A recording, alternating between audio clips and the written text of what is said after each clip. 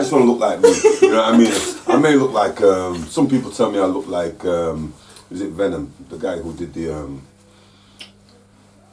I get all sorts, you know what I mean? I get Venom, I get Stormzy, Yeah. I get Denzel Washington, Yeah. I get Idris Elba. But you know what? I'm just happy being me. Nick Manners. Yeah, the one and only. I've heard. You've heard about that? I've heard, mate. I've heard. Touch me. You Yeah, said mate, it, I not don't me. need to do an You intro. said it, The not one me. and only. You said it, not me. Listen, I thank you very much for that. You said it, not me. I'm happy with that. Yeah, the one and only. So, Nick Manners, Mm-hmm. how are you doing? I'm absolutely fantastic. Yeah, great. Your eyes don't lie. Carry on. So, welcome to the Sportsbook YouTube channel. So, Nick, we'll just start with your sort of shopping, as you normally do here at Sportsbook. What do you sort of think of the stuff that's provided by us? Absolutely fantastic. Absolutely fantastic. You know it is. I've been, since initially, I'll tell you, I initially instigated for Sportsbook to be involved in getting some garments and that for Josh Warrington and Team Warrior. And when I saw how efficient they were and the fact that they'd get you them for when you wanted them, I thought, you know what, I can't argue with that. And there's such a there's some interpersonal skills that you've got to have that. When you're talking to somebody, I can come here, I can go into the showroom.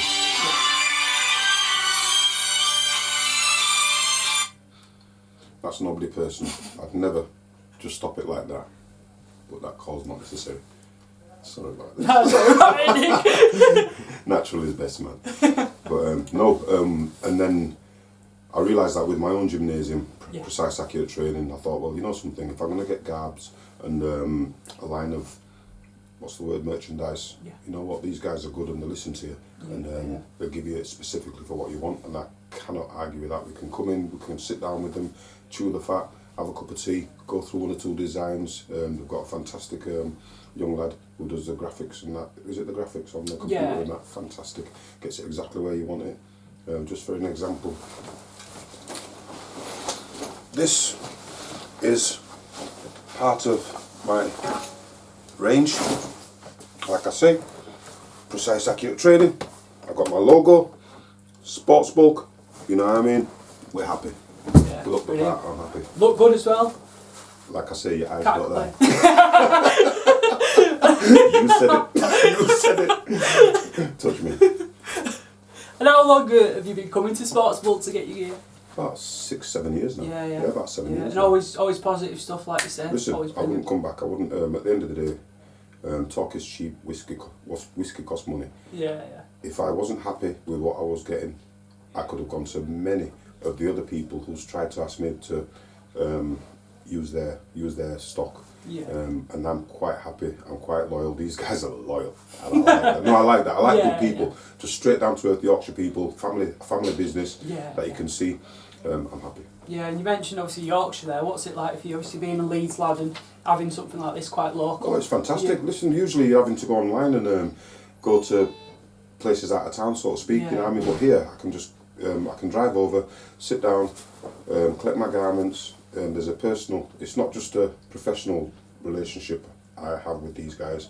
I'd like to think I've got a personal relationship with them as well. Yeah, and obviously with where Sportsbook's based, sort of near Bradford city centre, and you've won a fight down here before as well, haven't you? So a bit of history, local history. Did we? Bradford. Yeah, got it wrote down. St George's Hall. Oh, you know that? Yeah. Local history. Oh well, yeah. One time I was boxing when I was a young kid. I was boxing for Mickey Duff and I'd already thumped up a couple of men in Leeds and surrounding areas, and then Bradford tried to run them out, and I went, you know something, I'm going to have to show Bradford what's happening, and I knocked out some guy called Jason Fors. Yeah, I remember St George's. Yeah. You know what I mean, the proud moments. Proud moments. It's always nice for you to come down back to over here and just sort of reminisce. No. I'm a Leeds lad. The capital of Yorkshire is Leeds. We're not bothered about Bradford, Sheffield, Halifax and all that, and keep that in. We're the number one. Who's representing the Premiership? Remember. No, was speaking about Leeds United Premiership at Ellen Road. There's two boxers who've won fights there. Josh Warrington. He won a fantastic world title and that, and the other. Yep. And the other one was me. 21 seconds including the count.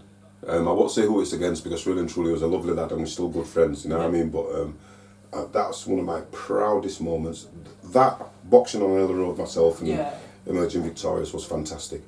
The icing on the cake was being part of the fantastic team, Team Warrior, and bringing the world title to Leeds on Ellen Road again. And I was informed that, and I couldn't understand what he was saying. He was saying, Nick, you're the last person to box on Ellen Road. And I was like, well, no, there was a whole crowd of us. And they were like, no, you were last on the bill. And they were like, right, so yeah. Headshots. You know what I mean? But I didn't realise it. I was thinking, when he was saying that, I was thinking, no, but there were other people. He went, no, but you were the last one. I went, right, yeah, you're right. You're right. No, I had some fantastic times. I've had fantastic times in boxing. At the end of the day, obviously culminating in winning an area title, which meant that, as far as I'm concerned, as far as the ratings are concerned, I was the best in my area at the time. But we've had some fantastic fighters from the Yorkshire area and that, you know what I mean? So I can't claim exclusivity to being the best. I can claim exclusivity in being the best looking. The only one who can chat properly and the only one who still looks like a fighter nowadays, you know what I mean? Because you know what? I put my hands up, you guys didn't. Such is life. Brilliant, mate. And what's it like for you having that relationship with Josh and seeing how well he's done? It's fantastic because in knowing him since he was 9 years old and seeing him grow and develop, even from afar, it's a proud thing to turn around and see somebody state their dreams 1 year and so many years later seeing and helping them realise them dreams. It's like a proud father moment, you know what I mean? And you see him, and the thing is, he's a good kid, and everything that a boxer should be. He's got everything that a boxer should be. There's only one thing that he was missing, but he's not bad with that, you know what I mean? But the looks. And how was it like for you growing up and wanting to be a boxer? How did your path sort of go? I didn't grow up wanting to be a boxer. Without going too far into it, I grew up in some troubled times. Probably before you was born. I don't know for sure. How old are you, sir? 2001 I was born. Oh, you're a baby, man. I could be your granddad. Oh dear. But back then things were a little bit more difficult. But at the same time we had to get through it, and I got to about 19 years old and tried boxing just to occupy my time. Seems that I was half decent at it. I enjoyed it. The thing is, with anything, it's like, if you enjoy it, you don't realise the pain that you're going through. And we did go through some hard times, some pain within boxing to learn, but it's about punches. But you don't feel them. Honestly, you don't. Well, unless they're really vicious, but you don't feel them. You're just getting on with it. It's all part of it. And I really enjoyed my time. It occupied me for quite a few years. Made me realise that all people are equal. You know what I mean? Punches have no prejudice. I love that one. Punches have no prejudice. And it's such a leveler of people. Some people that you'll never meet in your life. Sorry to go on, but I've got to get this one out. There's certain people and communities that you might never meet in your life under normal circumstances, but you might go into a boxing gym and next thing you know, that's your training partner. And all of a sudden, you realise that there's not that much difference between you. When I was in the gym, the only difference between me and the rest of the guys was probably, like I say again, I was the handsome one. I think we need to get onto that as well, because I think you've boxed on TV, haven't you? Fortunately, so when you're sort of boxing on TV, you got to look good, clothes-wise as well, haven't you? Well, I didn't really think about that because I want listen, to say it true, when it came down to it, clothes and all that business, you just have your standard church clothes on. Everybody thought you were stylish and all. This is what I usually wear to church, my suit and that, my old suit, whereas everybody else is in the really stylish stuff and this, that and the other. I'm thinking, well, you can't beat a suit, can you? I'll just put my suit on. You know what I mean? But I haven't thought I was going to court anyway, you know. I said, no, I'm going to a press conference. Well, that was a long time ago, happy days and that. But how sort of important is it, sort of now to, promote get yourself and images, and with through stuff like Sportsbook, supplying, things like that. At the end of the day, what you've got to do is, in sport nowadays, they say the word team. The team doesn't just the people within the training facility. You've got your image, you've got your clothes, you've got your brand. There's so many different people doing the same thing. That what you've got to do is find people who you can actually get on with, who will help you, who will promote you. It's like this morning I've came into the place. I've got come to collect some gear, and it says, "Oh no, Nick, it's all right, have it." And I'm like, no, everything's got to be paid. And they say, no, Nick, listen, you buy, you pay. At the end of the day, listen, we'll look after each other. And I'm like, I have to do something for these guys. You know what I mean? Because they are really good to me, and they're good people. They're good people, and you need people like that behind you. Yeah, we'll just sort of touch upon your boxing career a little bit more. You had 17 fights, you won 11 of them. This is the part that scares me. 10 knockouts out of the 11, out of the 11 wins. If they'd have paid me and looked after me, I'd have done more. But this manners ain't nobody's slave, and I would rather have gone into boxing for what I went into, which was to stabilise my life, and rather than risk my life for peanuts, I fulfilled what I wanted to do, which was to go from being a little bit of a naughty boy into just being a boy, a young man, and that's it. Now, if you'd have paid me, them 10 knockouts would have turned into some serious knockouts, because I really do believe that given the opportunity, given the right pats on the back and that, I could have done a little bit better. Yeah, but we can just go through a couple of those wins, and I'll just name all the people you sort of defeated. If you want to just touch upon anyone individually or any of the fights, or build. I'm not bothered about the wins. The wins are nothing. It's the losses. The losses are better. I wrote the losses down. I can tell you. But you talk about your wins and I'll tell you how it went. Yeah. So Paul Murray. Paul Murray was my debut. Yeah. And Paul Murray was a very, very experienced fella. And in the second round, I caught him with a shot. Yeah. And he grabbed hold of me and held on to me, and he said in my ear, "Hey mate, you'd have to hit like that. We're both going to get paid." And for 4 more rounds, I was like, did he just say that to me? And next thing you know, I won on points. Yeah. But I was like, he just had me. What's this? What? Ding ding, end the fight.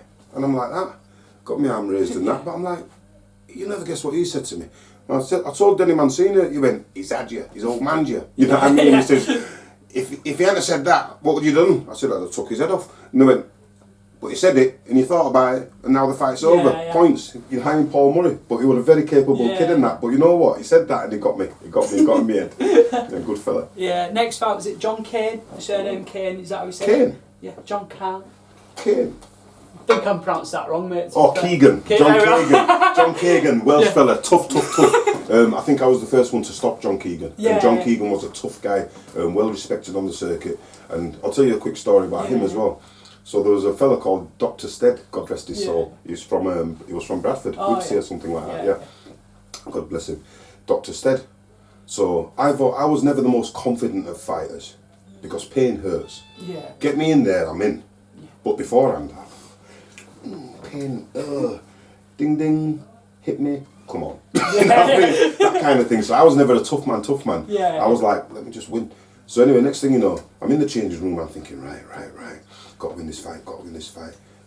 Loads of my pals are out there, and some of them want to see me win, some of them want to see me get a beating.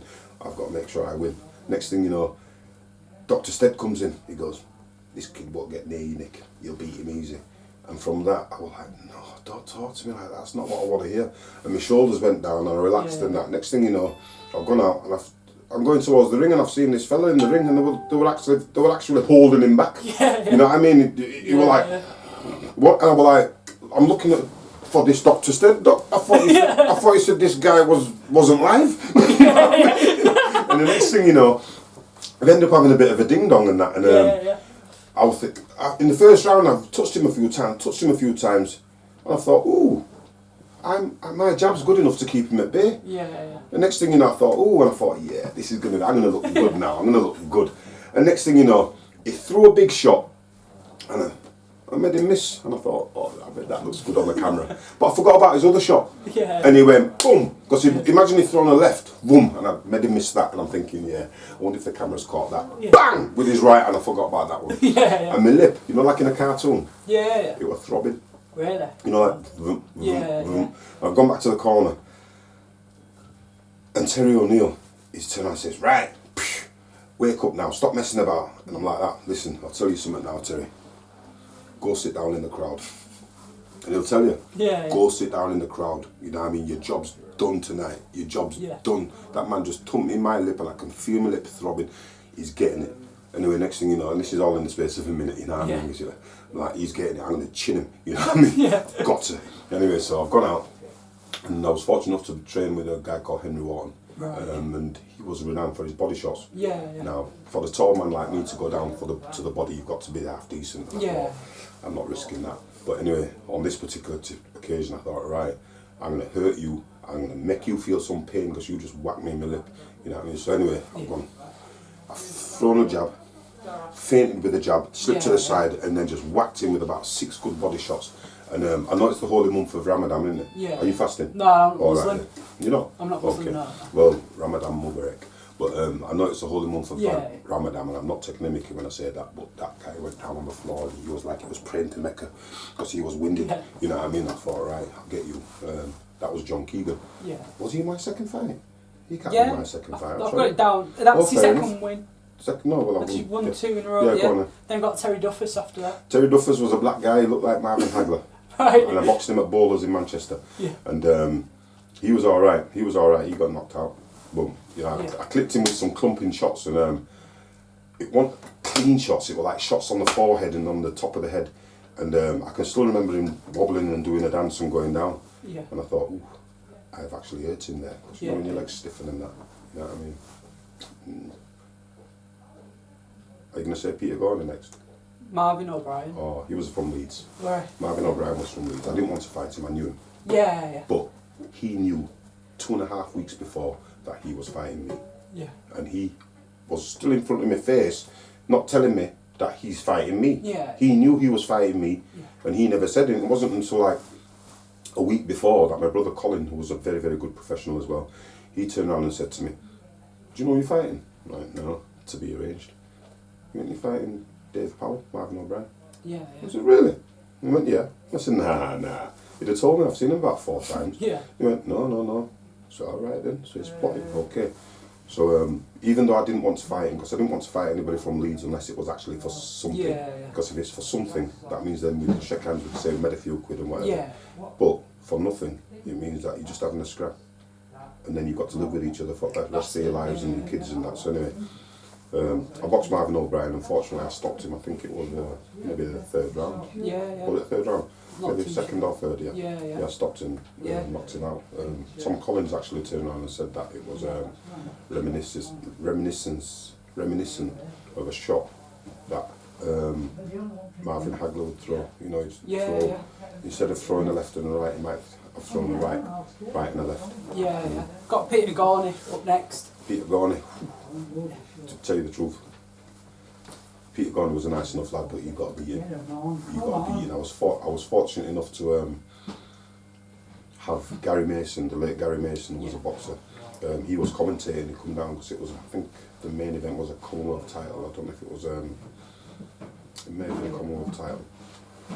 And fortunately, I got rid of him too. And that was where my first check hook fainted, slipped, bang, done. You know what I mean? Yeah. Gorney. Got another Peter after that, if you want to guess it. Peter Gorney, Peter. No. Vosper. Oh, Peter Vosper from Plymouth. Yeah. Portsmouth or Plymouth. Yeah. I tried to intimidate him the way in because I didn't know much about him, and he'd boxed. He'd already boxed a stablemate of mine who was a very good guy called Michael Gale. Yeah. And I thought, if he thinks that Michael Gale's better than me, he's probably going to put in a better shift against me than Michael Gale. So I tried to intimidate him with my size, my look, and not really communicating with him, just grunting at him, and then I beat him in the first round. Slashed him. You know what I mean? Yeah. Done a few in the first couple of rounds. You don't mess about.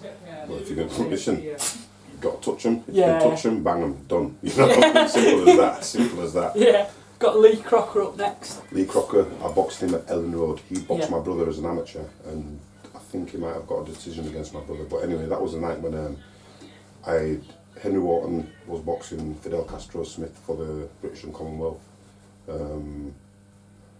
Frank Grant from Bradford was Yeah. boxing Bomber Graham for the British, Yeah. and I was on again. And one thing I will always turn around and say now,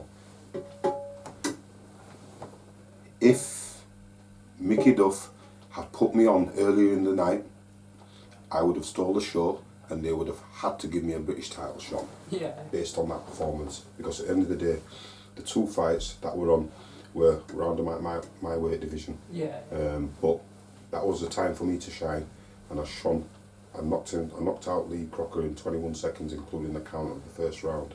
That was the Ellen Road fight. Oh yeah. Yeah. So I was quite happy with that, quite pleased at that. Yeah, we've got Jason Falls. Jason Falls, that's Bradford. Yeah. St George's Hall, yeah. He got good fight. Good Yeah. fight. I think, I don't know for sure if I'd come off or lost, you know. I don't know for sure if I'd come off if I'd lost my unbeaten record. Yeah. And I come off a loss. I lost my unbeaten record to a very talented young lad called Kevin Morton from Leicester. Good kid. I have to respect him. Tight fight, close fight, good fight. The fact that the referee give it to him, not my business. Referee's job. Yeah. He did his job. Simple. Yeah. Good kid. Yeah, got Joe McKenzie. Joe after that. McKenzie. Now Joe McKenzie was another Welsh fighter Yeah. who he was trained by Tony Borg for a time. Tony Borg was the trainer of Lee Selby. Oh, right. Right, Yeah. so yeah. I was winding Lee Selby and these people up saying, well, listen, I boxed 3 of your fighters already Yeah. and knocked them out. You know what I mean? What makes you think that Josh ain't going to beat Lee Selby? Yeah. Think about it. You know, Yeah. the common denominator is you, Tony, and you've lost so many times against these lads that, unfortunately for you, I think it's going to happen again. Yeah. You know what I mean? And it did, didn't it? Mm. It Yeah, did. yeah, we had a fantastic result. Yeah. Got Paul Mason after that. Paul Mason, that was for the Central Area title, Yeah. and one of my ambitions was, rather than be just a tough lad who boxed, what I wanted to do was get that word champion. And back in the formative years, you had your Central Area title, your British title, your Commonwealth title, your European title, and your World title. Yeah. Those 5 steps were how you got to be a world champion. Area, British, Commonwealth, European, World. That's the thing. That's the ladder. And I just said to myself, well, regardless of how good I may or may not be, I've got to get on the ladder. And if that means being an area champion, I'm going to get that. So I got my area champion, my area championships over 10 rounds, but I won it in 4.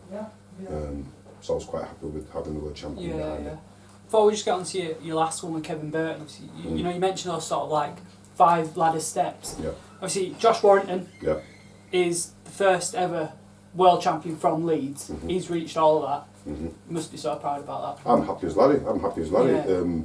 Let me just say, I don't know how other trainers feel or whatever, or what they feel of themselves. Yeah. But me personally, when it came to the boxing, I never ever felt inferior to any fighter that I was in the ring with or trained with or whatever.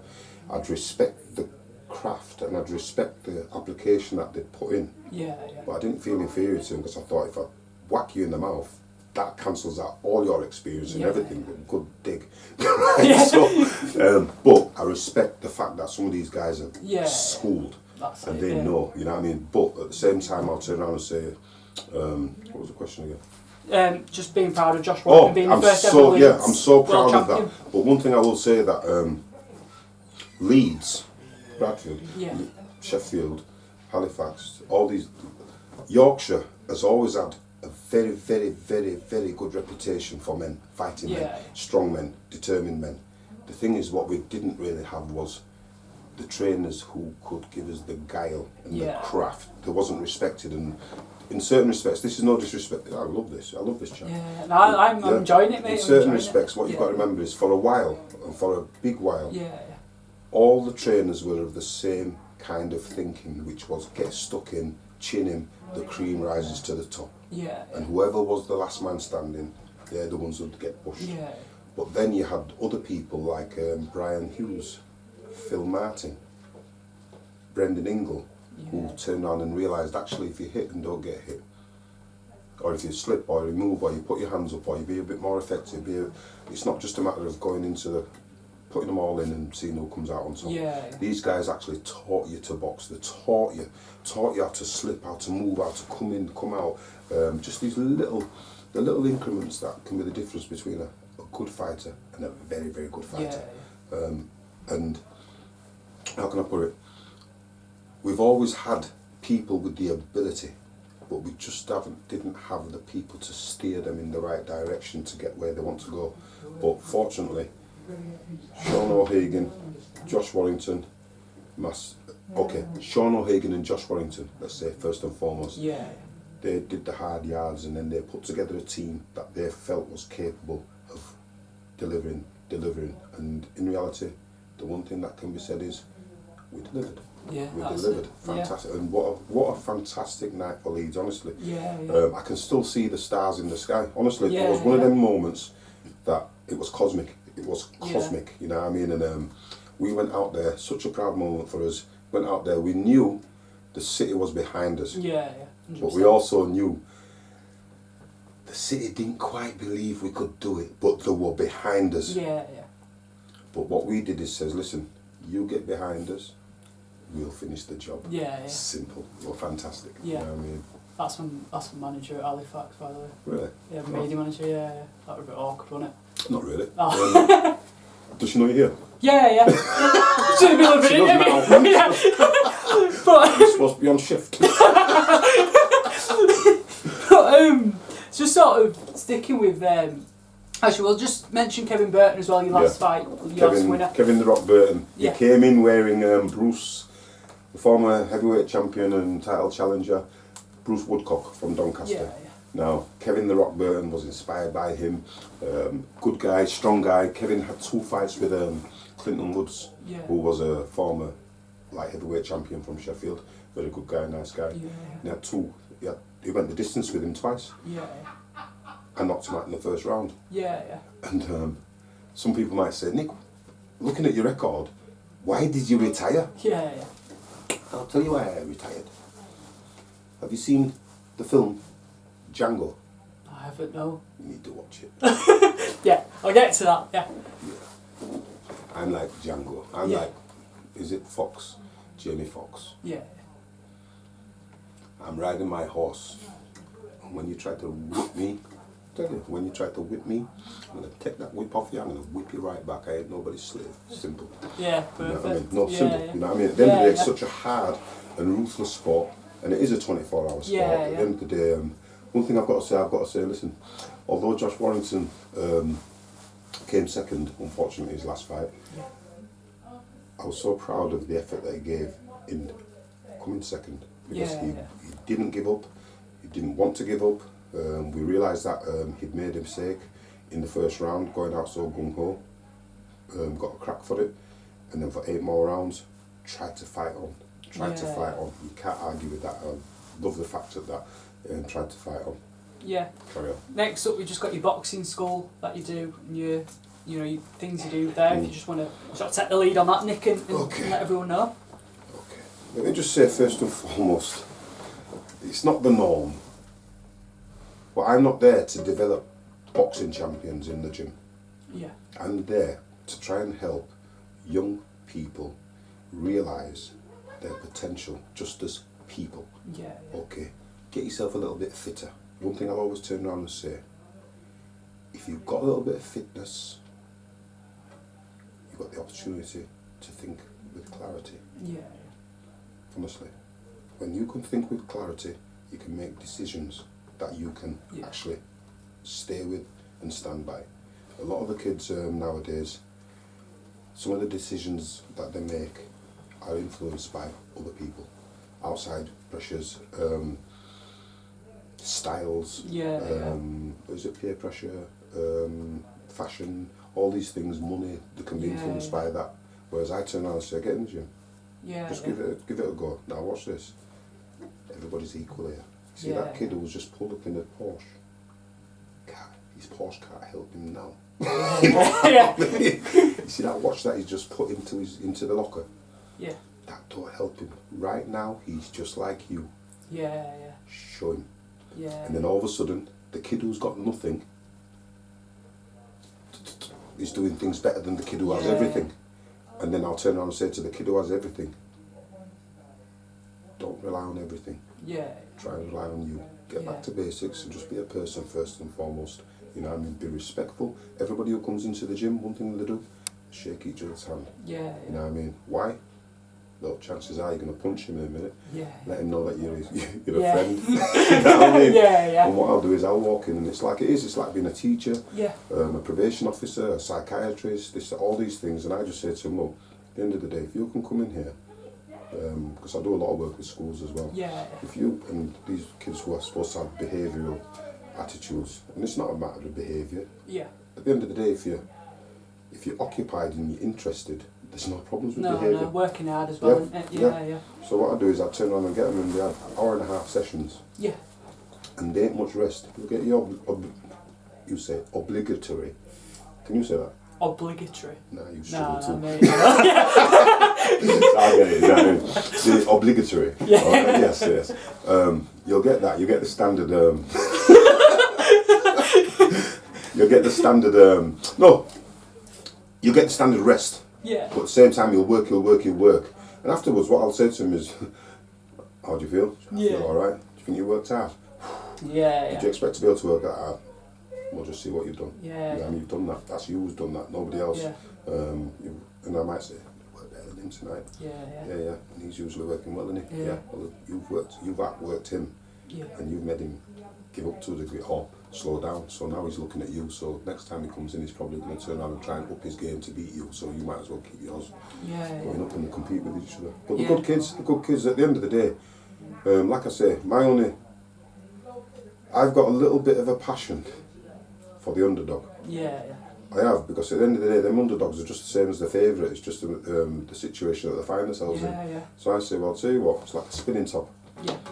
You can't do naught with that until you stop it. So Yeah. stop it, stabilise it, and then go in the direction you want to go. You know what I mean? Yeah, So yeah. just stabilise yourself, Yeah. and that's what I love about this boxing. Like I Yeah. say, punches have no prejudice. Yeah. Yeah, it's fun that hard grafting as well, and to be fair, because obviously my background's sort of football, working in football media, and when I was at my old club called Ecclesville United, Yeah. we had a centre half who sort of started getting into, I think he was already into the boxing kind of thing, and then I think he left football, and I think he was a PT in a gym, Yeah. worked hard for years. Jermaine Springer, I don't know if you've heard of him. I was just looking at Jermaine Springer's Yeah, got a very, very, very good fight coming and up. now he's gone onto TV and things like Yes, that. bro. Yeah, I mean, at the end of the day, he's got a good fight coming up. He's a very good, solid professional, and he's Yeah. quite a dedicated lad as well. Yeah, and it just shows, don't it, that yeah. you can get anywhere with You it. can get anywhere. It doesn't matter what your background is. If you turn on and try and apply yourself, the right people will notice and they'll help you. You know what I mean? There's a lot of good people out there. It's like I say, the lads here. They do actually reward and consider success. You know what I mean? They'll look at you, and if they can see that you're trying, they'll try and help you themselves. Yeah, And I like that. Yeah, 100%. And But back to Jermaine. Jermaine will be boxing Shakan Pitters next on a television show. It's a difficult fight I think it's a difficult fight for Shakan Pitters, and it's a winnable fight for Jermaine. yeah, Jermaine's shown that, he's strong. yeah, Pardon me, he's an improving fighter. The losses that he had, he can learn from them. yeah. It wasn't that bad that he can't learn from them and come back from them. And there was good fights against good fighters. Yeah. I think he's got a real good chance of beating Shakan Pitters. But what he's got to do is fight his own fight. Simple. Yeah, yeah. You know what I mean? Yeah, Yeah, I brilliant. didn't know you knew Jermaine. Yeah, I You knew know, him from he's a good Ecclesville, guy. yeah, really nice guy, yeah. And what we'll just end on, Nick, is speaking about football, about Leeds United in the Premier League, Leeds set a lead again. Absolutely over the moon that Leeds United are back in the Premiership. Yeah. I've got a son who's 19. He's half Manchester. Yeah. So, unfortunately, he's a Manchester Red. Ah, So, waited 16 years to sit with him and Yeah. watch Leeds United versus Manchester. yeah, Sat down with him. Comfortable. yeah, The first match this season. Within 5 minutes, we were 2-0 down, I yeah, think. yeah. and I had to get up and leave the room. And he was so nervous at first because he was like, Dad, Leeds can't beat Man United. Yeah. And I'm like, you'll be surprised when you watch me back. Yeah. Anyway, and he was nervous, and then, like I say, within 5 minutes, he was laid back, relaxed with his feet out. Yeah. And he's like, Dad, we've got this. And I'm like, listen, I'm going to go do the washing up. You know what I mean? Yeah. And then last weekend, Yeah. Do you want a sandwich? no, I'm alright, thank you. I've eaten Sure. beforehand. No. You don't want any of that Chinese soup? You've Just got- one second. So, we're in the middle of an interview here. This is the thing about Nicky. He says it as it is. You don't get any, This is what I love about the sorry, family. pal. No! Sorry. You don't get any. It's very black and white. Yeah. No grey areas. Did you hear what I said? Yeah. Black and white? Yeah. Yeah. You can't say that. You want a Can you? sandwich? No, I'm alright. She's trying to bribe me now. Yeah, I know. Yeah. What can I say? It's a service. It's So a it's ser- both looking at it. Oh, that's quality. It's like you didn't even know, did it? Keep it in as well. You've got to keep that in. This is the family service that we have, you know. No, good people. Yeah, good people. 100%. And No. obviously back to Leeds. On the back of it, listen, I'm so proud of Leeds United. One thing I will turn around and say, it appears that the whole image of Leeds United has changed. The club, the way that the players are, the way that supporters are, the way that we've been accepted by the British public Yeah. on the television Yeah. during this pandemic. One thing I will turn around and say is that I hope that the Leeds United support, when we go back to the terraces, that it doesn't undo all the good work that's been done over the last couple of seasons to change Leeds United's image. Because at the moment, everybody loves Leeds. Yeah. Brilliant. I think we'll end on that. Perfect. Thank you, Time. Oh, just 1 second, I just got to bring out the bling. Oh, we'll put it back.